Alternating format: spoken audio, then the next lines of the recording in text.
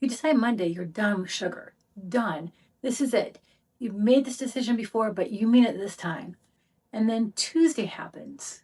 And by Tuesday afternoon, you've thought about a brownie 47 times.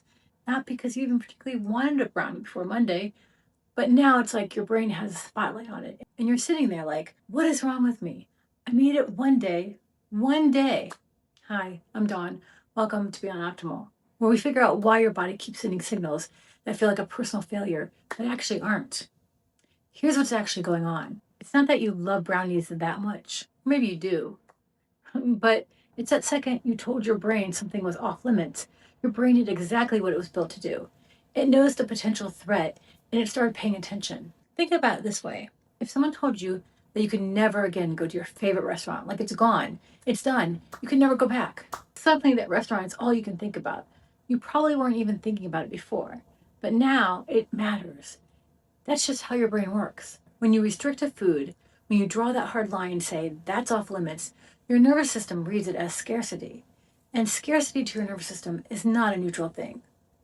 Scarcity means threat. It means something you might need is being taken away. And your brain's entire job is to make sure you survive. So it does what any good alarm system does. It gets louder. It keeps bringing that food back in front of your mind. It makes you feel urgent. It makes you feel like you need to solve this problem right now. Like that fire alarm in your hallway that just beeps and beeps when you need to change the battery, but you don't want to get out of bed. And the harder you try to push that thought away, the louder it gets. Because now you're just not restricting the food, you're also fighting your own brain. And your brain is really good at its job. This is why diets that start on Monday fail apart by Thursday. Not because you ran out of motivation, not because you don't want it badly enough, but because your nervous system has been running a threat response for 4 days straight.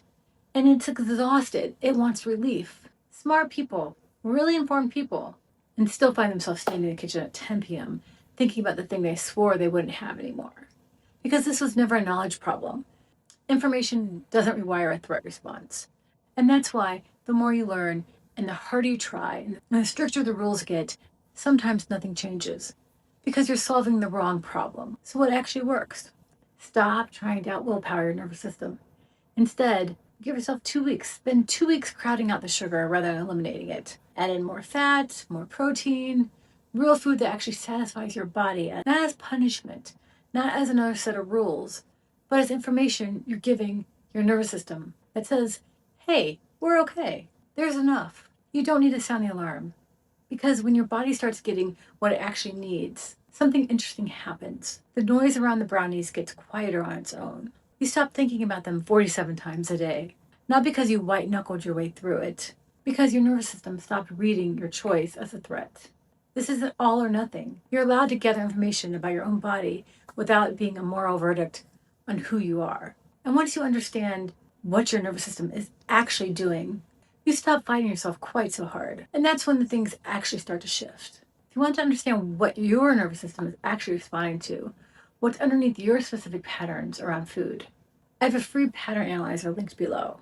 It takes a few minutes and starts to make all of this make a lot more sense. Because the goal was never perfect eating.